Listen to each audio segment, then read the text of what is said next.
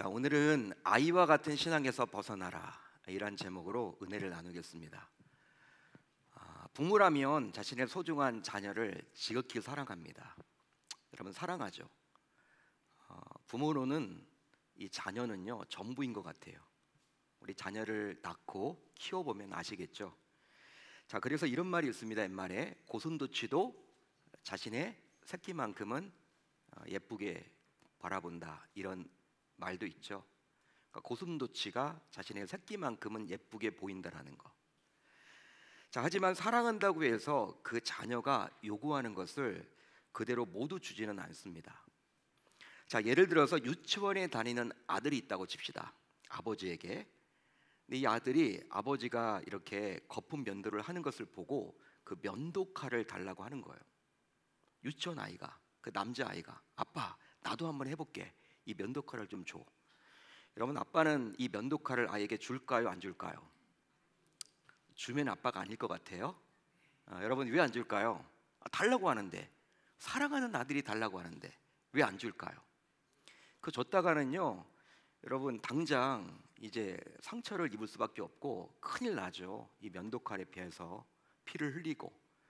또 더욱이 뭐가 중요하냐면 이 아이에게는 아직 털이 없습니다. 수염이 나지 않았기 때문에 면도칼이 아무런 소용이 없기 때문에 아버지는요 아무리 유치원 아이가 땡깡을 부리면서 아빠 달라고 해도 주지 않을 거란 말이에요. 반면에 이제 유치원에 다니던 아들이 어느덧 대학생이 되었습니다. 성인이 되었어요. 성인이 되면요 이제 어떤 일이 벌어질까요? 아빠가 마트에 가요. 마트에 가가지고 여러분 좋은 면도 칼을 구입해가지고 아들에게 주면서 깨끗하게 면도하고 다녀라, 이렇게 이야기를 한단 말이에요. 그러니까 때가 있다라는 것이죠. 이제 대학생이 되면 성인 아닙니까? 이제 면도를 해야만 하는 시점이에요. 그때는 여러분 아버지가 아들이 요구를 하지 않아도 아버지가 돈을 주든지 면도칼을 직접 사서 주든지 한단 말이에요. 때가 있다라는 것이죠. 자, 그런데 이것과 마찬가지로 우리 성도들의 아빠, 아버지이신 하나님께서도 우리 성도들의 신앙 수준에 맞게 우리를 다루신다라는 거예요. 신앙 수준에 맞게.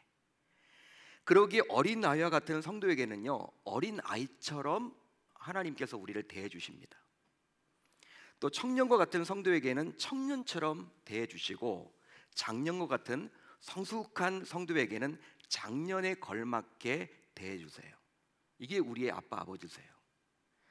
하지만 분명한 것은 아무리 신앙생활을 수십 년 했다 하더라도, 또 교회에서 중직자라 하더라도 장년과 같은 성숙한 신앙을 저절로는 가질 수가 있다 없다?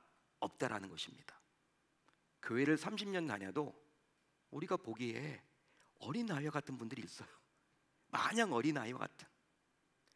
여러분, 교회를 그런데 얼마 다니지 않았어요. 뭐 연주가 한 5년 됐나? 한 3년 됐나? 이런 분들도 근데 신앙의 연주가 3년, 5년 정도밖에 되지 않았는데도 불구하고, 또 비록 중직자는 아님에도 불구하고 오히려 장년과 같은 성숙한 신앙을 가진 분들도 있다라는 것입니다. 자, 그러나 분명한 것은 바울이 에베소서 4장에서 이야기하고 있듯이 하나님을 믿는 성도라면 다음과 같이 반드시 어린아이의 신앙에서 벗어나서 성숙한 장년의 신앙까지 자라야만 할 줄로 믿습니다. 여러분, 우리가 신앙생활을 하잖아요. 마냥 여러분 어린아이와 같은 신앙에서 머물러서는 안 된다라는 거예요. 바울이 이렇게 이야기를 하고 있죠. 1차적으로는 에베소 교회 성도들에게 이야기하는 말씀이지만, 여러분 이 시대를 살고 있는 성도인 저와 여러분들에게 동일하게 주신 메시지예요. 어떤 말씀입니까? 바로 에베소서 4장 13절로 14절입니다. 제가 읽어드릴게요.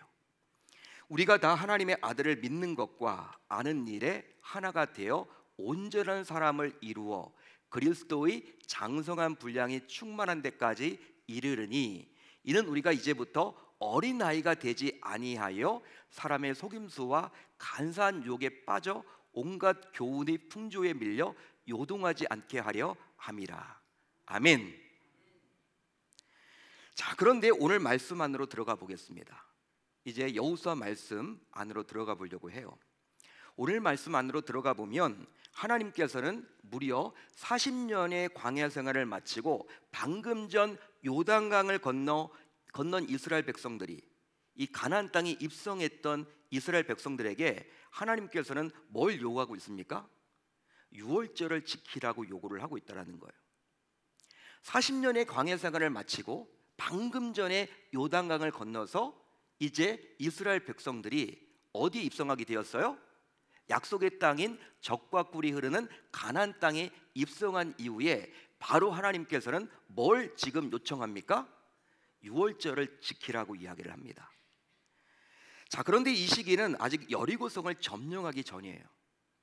한마디로 정복 전쟁을 아직 본격적으로 시작도 하기 전입니다. 정복 전쟁. 따라서 아직 본격적인 가나안 정복 전쟁을 하기 이전인데, 약속의 땅인 가나안 땅에 들어가자마자 하나님께서는 백성들에게 유월절을 지키라고 요구를 했고, 실제 백성들은요 40년 동안 지키지 않았던 유월절을 이제 지키게 됩니다. 무려 40년 동안 지키지 않았어요. 근데 하나님께서 말씀하셨다고 해서 백성들이요, 오늘 말씀을 보게 되면요 유월절을 지켰다고 나와 있죠. 말씀 한마디에. 자, 그렇다면 왜 하나님께서는 백성들이 가나안 땅에 입성하자마자 유월절 절기를 지키라고 요구했던 것일까요? 여러분, 그 이유가 무엇입니까? 아니, 타이밍이 너무 좋지 않은 듯 보이기도 합니다. 타이밍이 중요해. 타이밍이 뭐든지. 근데 이번 아닌 것 같아. 이때는 아닌 것 같아요. 아니, 그 이유는 바로 아직 정복 전쟁을 시작도 하지 않았죠. 시작도 하지 않았습니다. 여리고성 코앞에 갔는데 아직 정복은 하지 못했어요. 실제로 광야 생활을 마치고 요단강을 건너서 가나안 땅에 들어갔다고 해서 그곳에서 대대로 살았던 가나안 족속들이 모두 항복하면서 두 손 두 발 다 들면서 도망치는 것들은 아니에요. 이제 백성들이 들어가서 싸워야만 합니다. 가나안 족속들과 함께 다퉈야만 해요. 정복 전쟁을 치러야만 합니다. 대대로 살고 있던 사람들이 나가겠습니까? 나가지 않죠. 따라서 전쟁을 치러야만 하는 시점이에요. 반드시 쟁취해야만 하겠죠. 그러기 어느 정도 정복 전쟁을 치른 이후에 유월절을 지키면 좋을 듯 싶은데, 왜 하나님께서는 가나안 땅에 입성하자마자 느닷없이 이 절기를 지키라고 했던 것일까요? 아니, 여러분, 차라리 무기를 만들라, 차라리 어떤 전략을 구사하라. 이제 전쟁을 해야 되니까 너들 이런 한번 전쟁 전략을 한번 세워봐라. 회의를 한번 해봐라. 무기를 많이 만들어봐라. 군사를 양육해라. 여러분, 이런 거 이야기하면 좋잖아요. 근데 왜 갑자기 뜬금없이 유월절 이야기를 합니까? 물론 출애굽기 12장을 보게 되면 하나님께서 유월절을 이야기하시면서 이 예식을 영원히 지키되 이스라엘 백성들에게 주신 땅에 이를 때 이 예식을 지키라고 이미 말씀을 했었어요. 약 40년 전에. 하지만 단지 출애굽기 12장의 이 말씀에 대해 성취하고자 가나안 땅에 입성한 직후에 하나님께서 이 예식을 진행하라고 봐야만 하는 것일까요? 여러분, 어떻게 봐야 되는 것이죠? 출애굽기 12장에 나와 있기 때문에 하나님이 그냥 하라고 한 것일까요? 그렇게 봐야만 하는 것입니까? 여러분, 그러면 우리가 생각할 필요도 없죠. 하나님께서 이렇게 예언했는데 백성들이 이렇게 따랐구나. 그렇게 여러분 받아들이면 될까요? 중간에 여러분 그 40년의 갭이 있는데 중간에 한 번도 안 했던 것을 백성들이 받아들이게 되었을 때 그 백성들의 마음은 과연 어땠을까? 그런 생각도 우리가 해볼 수가 있는 거죠. 솔직히 당시 이런 요구를 받아든 백성들의 마음은 어떠했을 것 같습니까? 한번 생각을 해보세요. 여러분들이 당시 백성이라면 40년 동안 전혀 한번 하지 않았던 이 절기를 지키려고 했을 때 과연 어떻게 해야 되는지도 잘 모르잖아요. 어떤 마음이었을 것 같습니까? 또 40년 동안 끊어졌던 전통을 새롭게 시작해야만 했기에 이 얼마나 힘든 일이었을까요? 그뿐 아니라 유월절을 지킨 이후에 백성들은 그 다음 날부터 그 땅의 소산물을 먹게 되었다라고 분명히 성경은 말을 해주고 있기 때문에 최소로 잡아도 약 200만 명 이상 되는 백성들이 어떻게 소산물을 구해서 먹을 수 있단 말입니까? 사서 먹었을까요? 200만 명이 먹어야 되는데. 그리고 소산물을 먹은 다음 날부터 하늘에서 만나가 그치게 되었는데, 그러면 이 만나가 그치게 된 것과 유월절은 과연 어떤 연관이 있어서 성경은 이렇게 기록을 해주고 있는 것일까요? 여러분, 이런 다양한 질문에 대한 답을 하려면요, 여러분, 우리가 지금 여러 가지 질문을 던졌죠. 이 질문에 대한 답을 하려면 우선 유월절이 무엇인지를 우리가 알아야만 해요. 유월절. 혹시 여러분들은 유월절이 무엇이라고 생각을 하십니까? 누가 여러분들의 친구 중에 불신자가 있는데, 야, 유월절이라고 있는데 너 교회 다닌다며, 유월절 나에게 한번 한 줄로 설명을 해봐. 그렇게 여러분 이야기를 하면요, 여러분 어떻게 대답을 하실래요? 아, 몰라, 목사님께 가서 물어봐. 우리 계명교회 나오면 알려줄 거야. 이렇게 여러분 대답하실래요? 유월절이 과연 뭘까요? 유월절. 지금 한국 교회는 유월절을 더 이상 지키지 않는데, 그렇다면 이 유월절에 대해서 성도인 우리가 알 필요가 과연 있을까요? 유월절 지키는 교회가 있습니까, 여러분? 감리교회가 지킵니까? 장로교회는 안 지키는 것 같은데, 순복음 지킬까요? 침례교회는 지킬까요? 더욱이 한국 교회가 이단으로 여기는 안상홍을 구세주로 믿는 하나님의 교회는 부활절을 지키지 않고 오히려 유월절을 지키는데, 예수를 믿는다라는 저와 여러분들이 과연 이 유월절에 대해서 꼭 알아야만 하는 것일까요? 성경에 유월절이 처음 나오는 것은 바로 출애굽을 하기 전에 나옵니다. 출애굽을 하기 전에 나와요. 하나님께서는 모세를 지도자로 세워서 애굽에서 종 노릇을 하던 이스라엘 백성들을 출애굽하도록 했죠.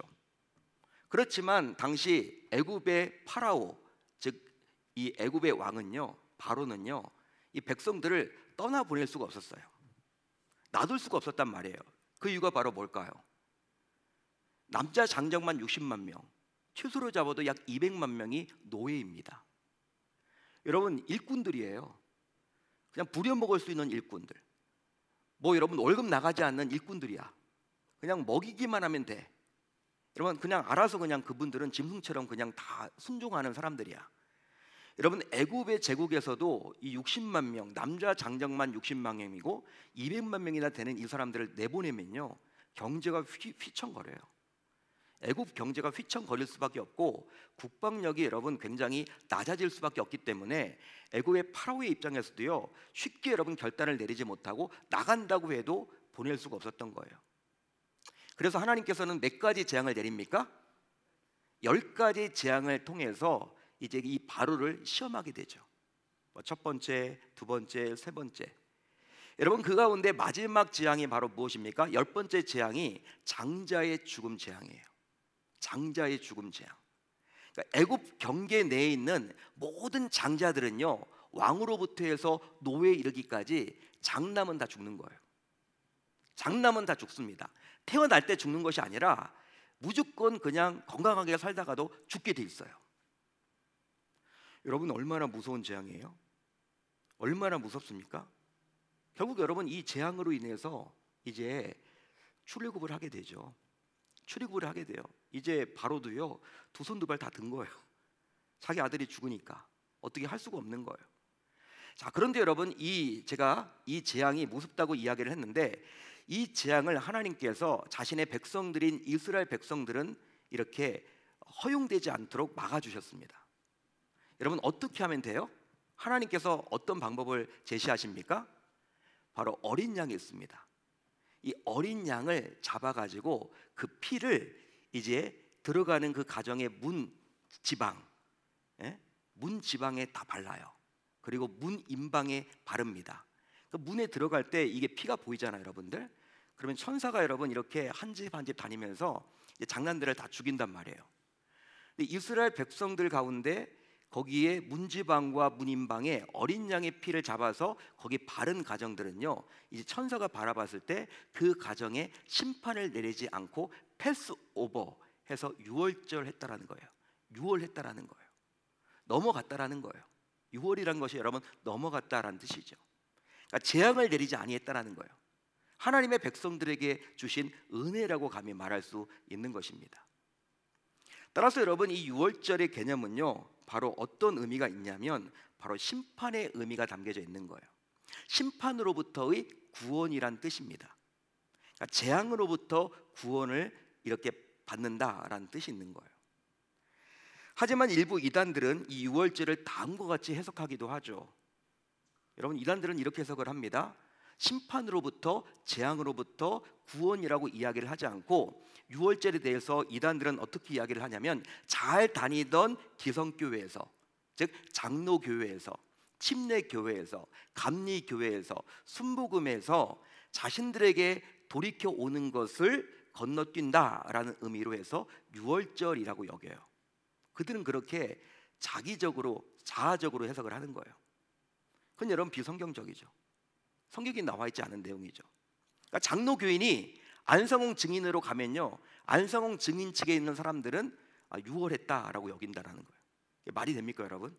성경에 그런 내용이 안 나오죠. 그러니까 자기들의 진리라는 거예요.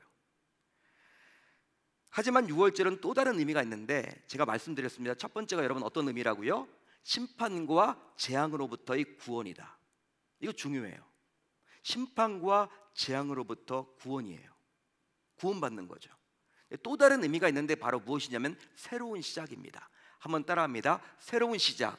새로운 시작. 새로운 시작. 새로운 시작. 그것은 바로 이유가 있는데 이스라엘 백성들이 이 유월절 덕분에 출애굽을 할 수 있게 되었기 때문입니다. 믿으시면 아멘. 유월절 덕분에 출애굽을 하게 되었잖아요. 유월절 덕분에 종 노릇에서 자유인으로 새롭게 출발하게 되었잖아요. 새로운 출발이라는 뜻이 담겨져 있어요. 자, 그렇다면 왜 하나님께서는 광야에서 살던 40년 동안 하지 않았던 이 유월절의 절기를 가나안 땅에 입성하자마자 백성들로 하여금 지키도록 요구했던 것일까요?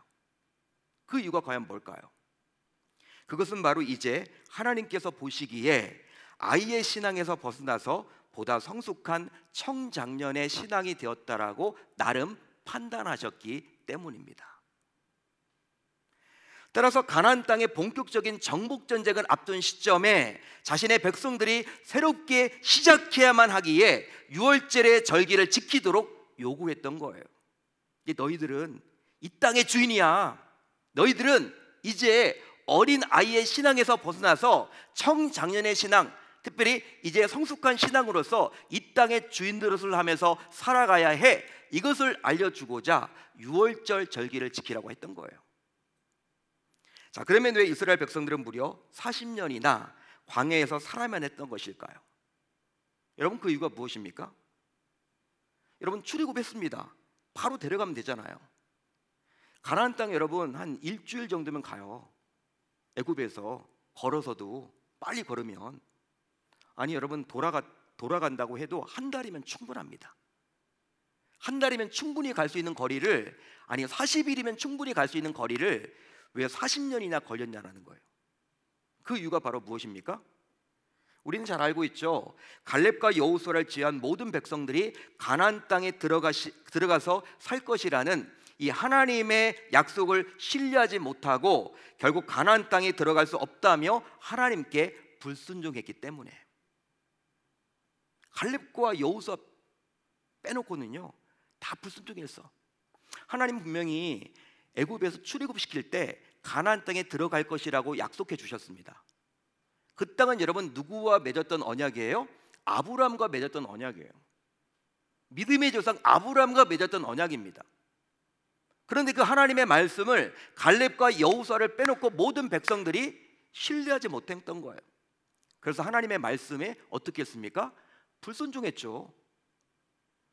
그러기에 하나님께서는 이런 백성들은 아직 어린아이와 같은 신앙을 가졌다라고 나름 판단했던 거예요. 그래서 그들에게 무려 40년 동안이나 광야 생활을 살도록 함으로 그들에게 고난을 일부러 주셨던 거예요. 고난을 주셨다라는 거예요. 여러분, 어린아이 같은 신앙인데 가나안 땅에 들어갔다가는요 그 가나안 거민들에게 잡혀먹어 죽어요.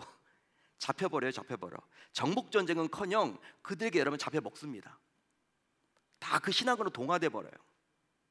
그냥 여러분 어린아이인데 하나님이 보시기에 뺑뺑이 돌린 거예요. 한마디로 40년 동안. 이처럼 각종 고난은 어린아이 같은 신앙에서 청년의 신앙으로, 또 장년의 신앙으로 성숙하게 만듭니다. 여러분 믿으시면 아멘, 동의하시면 아멘. 그러기에 신앙생활을 하는 성도에게 있어서 각종 다양한 고난은 신앙을 성숙하게 만들어요. 또 신앙을 성장시킵니다. 또 이기적인 신앙에서 벗어나서 이제 남을 생각할 줄 아는 이타적인 신앙으로 바뀌게 됩니다. 할렐루야, 할렐루야. 따라서 고난이야말로 어린아이 같은 신앙을 벗어나도록 해준다라는 거예요. 실제로 무려 40년의 기나긴 광야 생활, 즉 고난을 겪었던 백성들은 결과적으로 불순종했던 모습에서 벗어나서 이제 어느덧 하나님의 말씀에 순종하게 되었습니다. 놀라워요. 40년 동안 여러분 고난을 겪었잖아요. 여러분 40년 전에 그렇게 하나님의 말씀에 불순종했던 그들이 동일한 환경인데 이제 순종하기에 이르러요. 어떻게 할 수 있느냐? 바로 요단강을 건널 때 이성적으로 이해가 잘 안 되는 하나님의 요구, 즉 가장 물이 범람한 시기에 건너라는 요구조차도 하나님의 말씀이기 때문에 순종할 수 있게 되었다라는 사실이에요. 할렐루야, 할렐루야. 여러분, 우리가 이성적으로 볼 때 물을 건널 때, 어떤 강을 건널 때 여러분 우기에는 건너면 안 돼요. 막 비가 여러분 많이 내리는 시기에 건너면요 큰일 나죠. 휩쓸리죠. 오히려 여러분 건조할 때, 비가 잘 내리지 않을 때, 그때 여러분 건너야 돼요. 여러분 한번 떠올려 보세요. 이 안양천만 해도 이거 별거 아닌 것처럼 보여도 비가 여러분 맨날 며칠 계속 오면요 막 다 잠기죠. 거의 다 막 잠겨요. 막 넘칠 것 같아 이게 어떨 때는. 예? 여러분 그런데 건넌다고 생각을 해보세요. 못 건너요 여러분 사람이. 여러분 그리고 남자 장년만 60만 명입니다. 여러분 부녀자들까지 하면 200만 명이 건너가야 돼요 요단강을. 지금처럼 다리가 어디 있어요? 공병이 어디 있습니까? 다 그냥 여러분 헤엄쳐서 가야 될 그런 상황 아닙니까? 건너라고 하면 물론 하나님이 나중에 기적을 베풀어 주시지만 여러분 그렇기 때문에 기적을 베풀어 주더라도 하나님이 하시는 거지만 생각을 해보자고요. 여러분 물이 막 넘칠 때 건너는 것은요 이게 이해가 잘 안 되잖아. 이건 때가 아니잖아.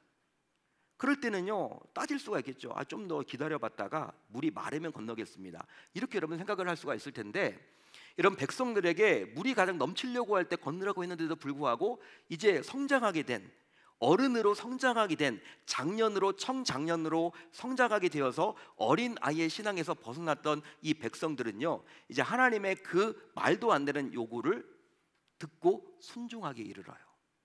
놀라운 일이죠 여러분. 40년 전에는 불순종했던 그들이 40년 이후에 그들은 순종합니다. 그 기간에 뭐가 있었어요?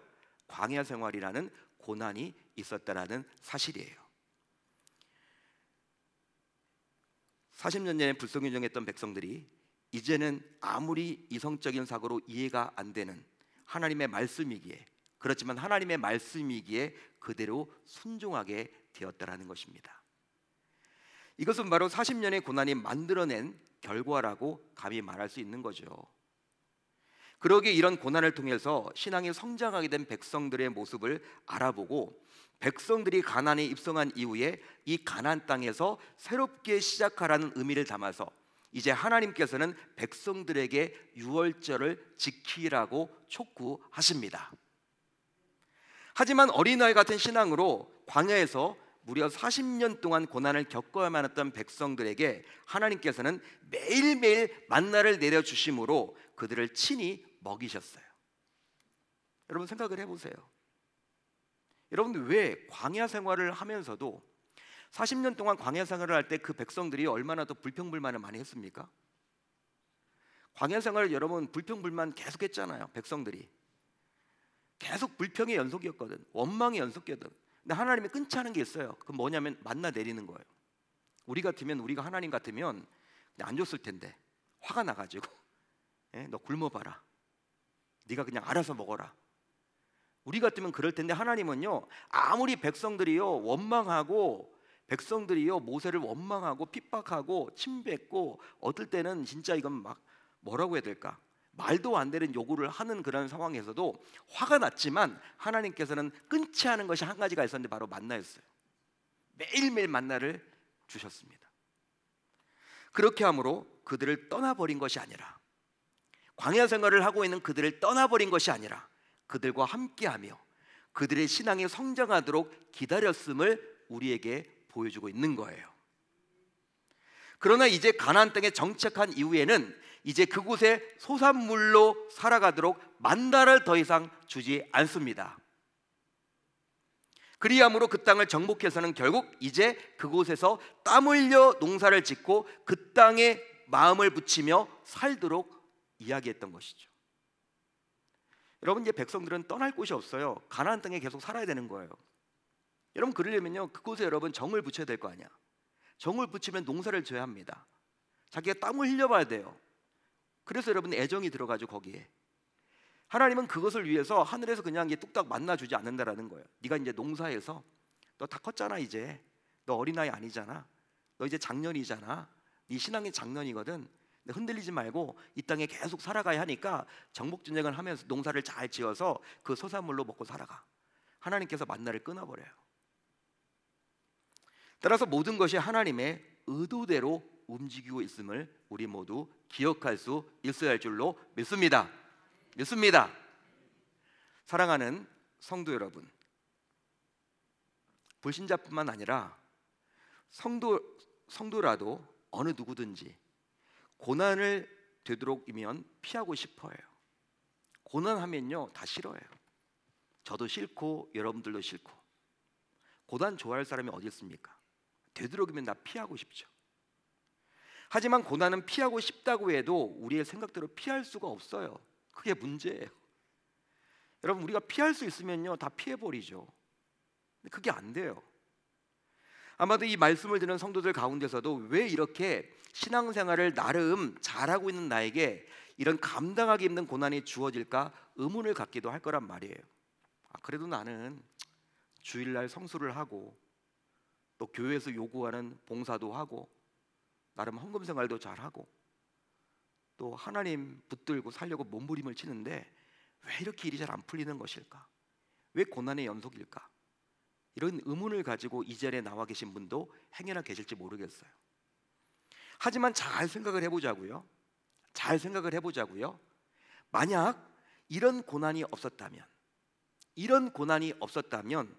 여러분들이 과연 정말로 아이의 신앙에서 벗어나서 청년의 신앙과 장년의 신앙으로 과연 성숙하고 성장할 수 있을까요? 여러분 어떻게 생각하세요?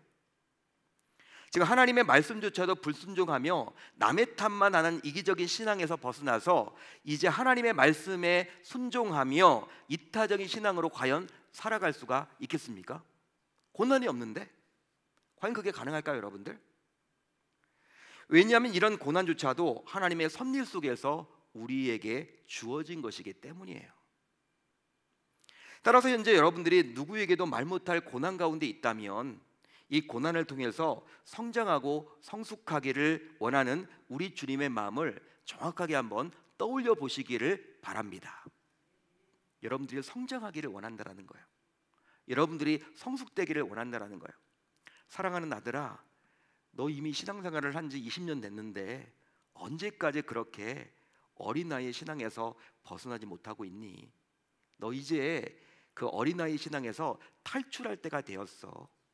이번 고난을 통해서, 이번 어려움을 통해서 네 신앙의 성장이 한번 일어났으면 좋겠다라는 우리 주님의 여러분 애절한 그 여러분 마음을 읽어보실 수 있기를 바랍니다. 자, 그래서일까요? 이런 하나님의 마음을 잘 알고 있던 바울은 로마서 8장에서 다음과 같이 성도들에게 권면을 해주고 있습니다. 어떤 권면을 해줍니까? 우리 한번 천천히 같이 한번 읽어봅니다. 시작. 생각하건대 현재의 고난은 장차 우리에게 나타날 영광과 비교할 수 없도다. 아멘. 현재의 고난은 현재 여러분들이 겪고 있는 어떠한 고난인지 간에 장차 우리에게 나타날 영광과 비교할 수 없도다. 아멘. 멋진 말이죠. 우리에게 위로를 주는 말씀이죠. 여러분 생각해 보면 이 말씀을 전하고 있는 저 자신도 지금까지 살아오면서 각종 고난을 경험했기에 지금 이 자리에서 말씀을 전하고 있다라고 생각을 해봤어요. 말씀 준비하면서 나에게도 어떤 고난이 있었지? 많았더라고요. 정말. 저희 연약함과 부족함 때문에, 또 물질 때문에, 자녀들 때문에, 또 관계 때문에, 섬기던 교회의 여러 가지 작은 문제 때문에 눈물을 수없이 흘려야만 했더라고요. 여러분들에게 말은 못하죠. 여러분들에게 말은 못하지만 제가 개인적으로 봤을 때 저도 여러분 나름 고난 많이 겪었구나.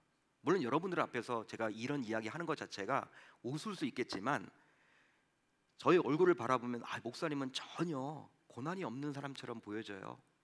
그냥 귀공자 같아요. 어릴 적부터 그냥 손에 물도 그냥 한번 이렇게 안 묻히고 살았던 것 같아요. 이렇게 여겨지는데 그렇지 않더라고요. 지금 생각해 보면 그런 과정을 거쳤기 때문에 한 지교회의 담임 목사로서 말씀을 전할 수 있지 않나 저는 생각을 해봤어요. 따라서 이 말씀을 듣는 여러분들 가운데 행여나 혹시 앞이 보이지 않는 깊은 고통 속에 빠져 계신 분이 계신다면, 답이 보이지 않는다면 이스라엘 백성들을 영적으로 성장시키고 성숙시키려던 하나님을 떠올리시면서 여러분들도 이 고난을 오히려 피하려고만 하지 마시고 기왕 겪게 된 이 고난을 어떻게 지혜롭게 극복해 나갈 수 있을지 이 밤 기도하고 돌아가는 가운데 답을 얻고 돌아갈 수 있기를 우리 주님의 이름으로 축원합니다. 축원합니다. 그리고 분명한 것은 고난을 겪고 난 이후에 6월절 잔치가 분명히 준비되어 있음을 기억하고, 끝날 것 같지 않은 고난이지만 반드시 끝이 있다라는 사실을 우리 모두 기억했으면 좋겠어요.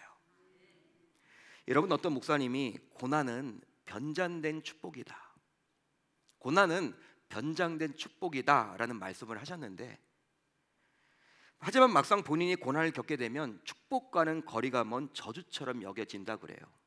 여러분 그렇죠. 저도 겪어봤고 여러분들도 다 이 말, 남이 이야기할 때는 그냥 고난은 변장된 축복이야 이런 말 하지만 막상 나에게 닥치게 되면요, 축복이 아니라 저주처럼 여겨진단 말이에요.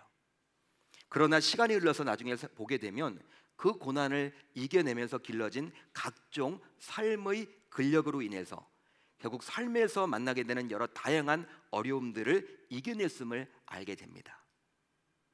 따라서 부모라면 자신의 사랑하는 자녀라도 이제 성장하고 성숙할 때가 되면 다소 엄하게 대하며 심지어 자녀가 스스로 일어나도록 때론 도와주지를 않듯이 우리 주님께서도 자신의 사랑하는 자녀가 성장할 때가 되면요, 고난을 통해서 스스로 일어나도록 기다리고 계심을 기억하면서 이제 고난 속에서도 우리 주님의 마음을 정성껏 읽어내려가는 저와 여러분들이 다 되셨으면 좋겠습니다.